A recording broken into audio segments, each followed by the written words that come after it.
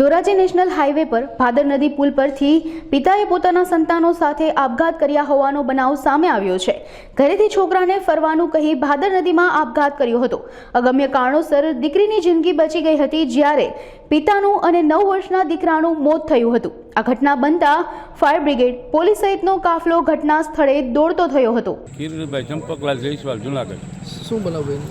આ અમારા જમાઈની ઘેરે છે, છોકરાને કે ફેરાઈ આવું, કોઈ છોકરાને ફેરવવાનું બાનું લઈને બા એકલા ઘેરે હતા, છોકરાને ફેરવવાનું બાનું કરીને આ બધું વહી આવ્યા।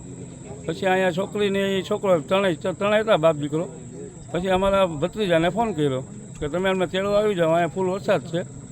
તો એ ત્યાંથી નીકળી ગયા, અમારી ભાભી, 2 છોકરા ત્યાંથી નીકળી ગયા અને જાલેશ્વર પૂગ્યા। પાછો ફોન આવ્યો કે ભાઈ બહુ વરસાદ છે, તમે જલ્દી પૂગી જાઓ।